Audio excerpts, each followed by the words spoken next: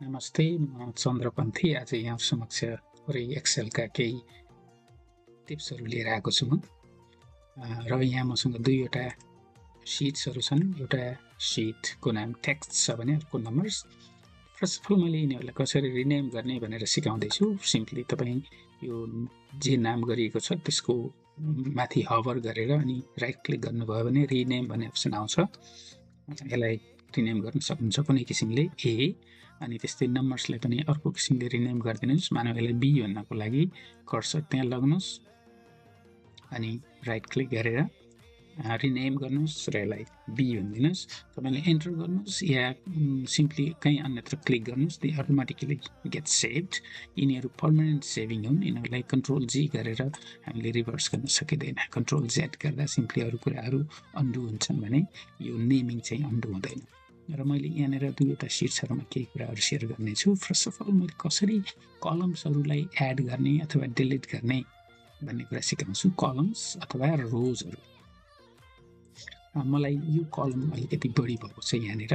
यो कलमलाई कसरी मैले डिलिट गर्न सक्छु त? के गर्न सक्छु? मैले यो एमा माउसको कर्सरलाई लग्यो भनेदेखि यस्तो डाउन फेसिङ बोल्ड एरो देखिन्छ। त्यो एरो देखिने बेलामा तपाईँले राइट क्लिक गर्नुभयो भने डिलिट अप्सन आउँछ। यसरी डिलिट गर्न सक्नुहुन्छ यहाँबाट डिलिट। या अर्को अल्टरनेटिभ मेथड के हुन्छ भने त्यस्तै किसिमले तपाईँ यहाँ लगेर डाउन फेस्ड एरो आएको बेलामा home make sure it is home. यदि इन्सर्टमा छ या पेज लेआउट केहीमा छ भने त्यो देखिँदैन। होमभित्र तपाईँले डिलिट भन्ने अप्सन यहाँ हुन्छ। यहाँ क्लिक गर्नुभयो भने पनि यसले डिलिट सेल्स भनेर सोध्छ अनि त्यसरी डिलिट गर्न सक्नुहुन्छ। अनि त्यस्तै अब यहाँ यो धेरै वाइड भएको छ। यसलाई स्मलर अथवा बेस्ट फिट बनाउनुको लागि तपाईँले सिम्पली यहाँ गएर यस्तो प्लस र दायाँ बायाँ एरो आएको बेला डबल क्लिक गर्न पनि सक्नुहुन्छ या इच्छाअनुसार सार्न पनि सक्नुहुन्छ। यहाँ पुग्यो। आफ्नो इच्छाअनुसार प्रेस एन्ड होल्ड गरेर सार्नु हुँदैछ। तपाईँले माउसको लेफ्ट साइडमा प्रेस पुस गर्नुहुन्छ अनि त्यसलाई होल्ड गरेर ड्र्याग गर्नुहुन्छ। या सिम्पली तपाईँले के गर्न सक्नुहुन्छ भने जब यस्तो प्लस साइन आएको हुन्छ त्यति बेला डबल क्लिक गरेर पनि यसको बेस्ट फिटमा तपाईँले पुर्याउन सक्नुहुन्छ। यो त भयो कहिलेकाहीँ सानो डेटाहरू भएको बेलामा। अब कहिलेकाहीँ कस्तो हुन्छ भने अलिकति बढी लामो टेक्स्टहरू, सपोज मैले यहाँ तपाईँलाई के भन्न चाहन्छु भने तपाईँहरूले यो भिडियो हेर्नुभएकोमा धन्यवाद भन्न चाहन्छु। First of all thank you very much for watching this video. अब यो डेटा एकदम लामो छ, हेर्नुहोस्। मैले ब्याक टु ओरिजिनल लैजान्छु। यहाँ के भयो भने यहाँनिर तपाईँको डेटा लुक्यो, देखिएन। यहाँ डेटा यति लामो छ तर यहाँ देख्न सकिएन। अब के गर्न सकिन्छ? सिम्पली अघि हामीले यहाँ लगेर डबल क्लिक गरे जस्तो यसरी पनि गर्न सकिन्छ। अब यदि तपाईँले अघिको अवस्थामा यो देख्न सक्नुभएको थिएन भने अर्को के गर्न सक्नुहुन्छ भने होमभित्रै ऱ्याप टेक्स्ट भन्ने अप्सनमा जानुभयो भने यसले ऱ्याप गर्छ। सरी गिफ्ट ऱ्याप गरे जस्तो यसले ऱ्याप गर्छ। ऱ्याप गरेर त्यही तपाईँको अघि दिएको जुन डाइमेन्सन्स हो, प्यारामिटर हो, त्यही प्यारामिटरभित्र मात्रै त्यही पेरिफेरीभित्र मात्रै राख्छ। र यसलाई बेटर लुकिङ बनाउनको लागि तपाईँ के गर्न सक्नुहुन्छ भने एक अघि जस्तो प्रेस होल्ड एन्ड ड्र्याग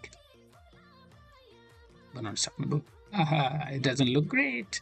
यो चाहिँ कहाँ टपमा देखियो, यत्रो धेरै ग्याप रह्यो। सपोज कहिलेकाहीँ यत्रो ग्याप राखेर बिचमा राख्नुपर्ने हुनसक्छ। नो वरिज, तपाईँ यसलाई सेलेक्ट गर्नुहोस् अनि यहाँनिर तपाईँ टप अलाइनमा हुनुहुन्छ। यो टपमा अलाइन भएको छ। बिचमा अलाइन गर्नको लागि यहाँनिर सेन्टर अलाइन भन्ने पनि छ। हेर्नुहोस् है, मिडरमा अलाइन गर्दाखेरि यो चाहिँ मिडलमा आएर बस्यो। सपोज अझै के छ, यो मिडलमा आएर बस्यो है। अब यसलाई बर्डरमै ल्याउनु पऱ्यो भनेदेखि still there is another option, you can do middle, right. अनि अब तपाईँको यो डेटा चाहिँ यो अलाइनमेन्टमा र यो अलाइनमेन्टमा बसिरहेको छ। भनेको लेफ्टमा छ, लेफ्टमा बसेको छ र बटममा बसेको छ। तपाईँले टप र मिडल पनि बनाउन सक्नुहुन्छ। यो टपमा लाग्दैन र सेन्ट्रलाइज गर्दैन, त्यसको लागि यो क्लिक गर्नुहोस्, यो क्लिक गर्नुहोस्।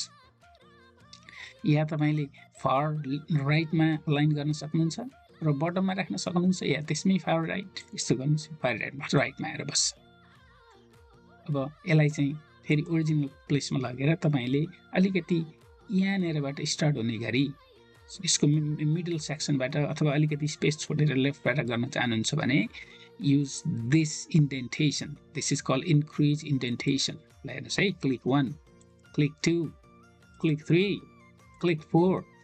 You can go back. Okay, so now to make it best, to make it best looking, you can simply do this. Now your data is like that.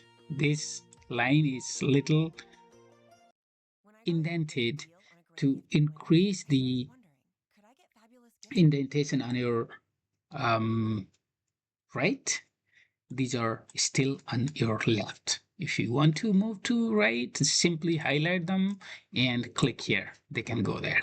Okay, so this is one of the tips I wanted to share.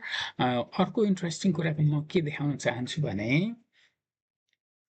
तपाईको यहाँनिर यी दुईवटा कलममा भएका वर्ड्सहरूलाई एकै ठाउँ combine गर्नु पर्यो अथवा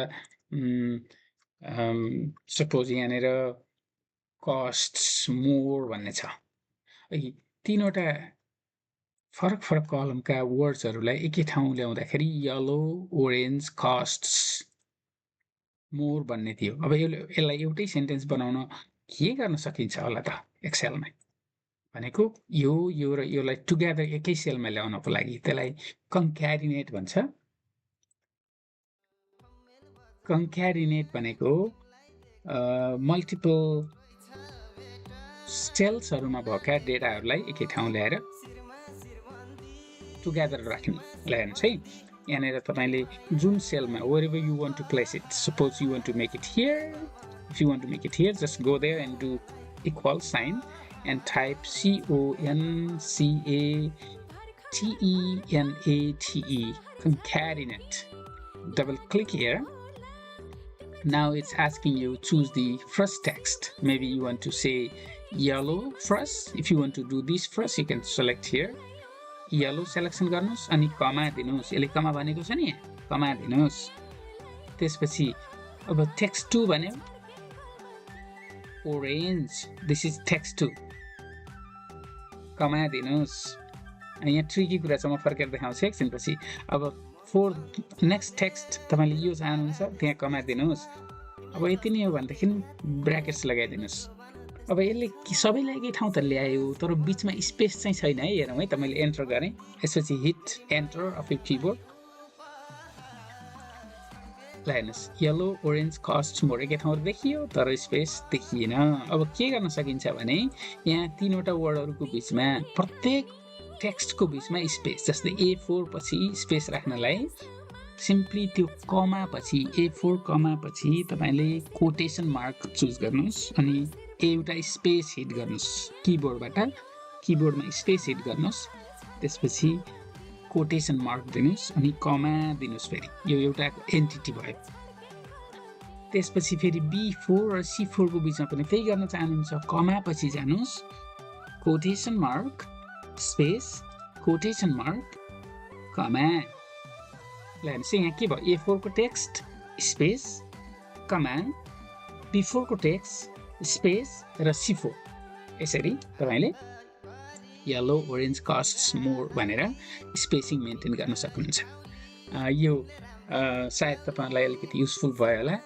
आई होप त्यस्तै मैले अलिकति नम्बरमा पनि एउटा सानो ट्रिक देखाउन चाहन्छु तपाईलाई सर्टेन नम्बर्सहरु दिएको हुन्छ यसलाई कसरी एकै शटमा एड गर्दिने तपाईले यसरी हाइलाइट गर्नुभयो भने यसको टोटल चाहिँ तपाईको शीटको बटममा देखाउँछ यहाँनेर टोटल कति भनेर या तपाईले सिम्पली एड गर्न चाहनुहुन्छ भने select all the data and go on home auto sum the data is total over there it's 148 this is your total or you can simply do like click the cell where you want to add like click garnus auto sum गर्दिनुस् यहाँ गएर अरु फर्मुलाहरु पनि छन् तर यही नेर भएकोलाई टक्क visible अप्सनलाई use गर्नुभयो भने होम अप्सनबाट auto sum मा गएर क्लिक गर्दिनु भयो भने त्यसले पनि त्यहाँ एड गर्छ लाइन्स है एन्टर। अब यसको अर्को वैकल्पिक उपाय के छ भने अघि यहाँ तपाईँले यहाँ पनि देख्नुभयो यसले भने जस्तो अल्ट प्लस इक्वल टुगेदर राख्नुभयो भने पनि हेर्नुहोस् है यहाँनिर तपाईँले सेलेक्ट गर्नुहुन्छ यदि बरममा सेलेक्सन गरिसकेपछि तपाईँले अल्ट तपाईँको किबोर्डको अल्ट र इक्वल भन्ने कीहरूलाई टुगेदर हिट गर्नुहुन्छ अनि यसले अटो सम गर्छ एन्टर है। यसरी तपाईँले अरू गर्न सक्नुहुन्छ र दिएका नम्बरहरूलाई कमा राख्नु पर्यो भनेदेखि अथवा डेसिमल प्लेसेसहरू बढाउनु पर्यो भनेदेखि यसले चाहिँ डेसिमल प्लेसेसहरूलाई इन्क्रिज गर्छ। यहाँ जानुभयो भने यसले डेसिमल डिक्रिज गर्छ। तपाईँले डलर साइन राख्नु पर्यो भने यसलाई क्लिक गर्न सक्नुहुन्छ। कमा राख्नु पर्यो भने यहाँ राख्न सक्नुहुन्छ। कमाले डलर साइनलाई हटाइदिन्छ। मल्टिपल नम्बर्स फर्मेट्सहरू छन् र मैले यहाँ सबै देखाउन अहिले सम्भव छैन। यदि तपाईँलाई कुनै स्पेसिफिक एरियामा हेल्प चाहिएको छ भने मलाई कमेन्टमा जानकारी दिन सक्नुहुन्छ। मैले नेक्स्ट टाइम त्यो भिडियो पोस्ट गर्नेछु। Thank you very much for watching.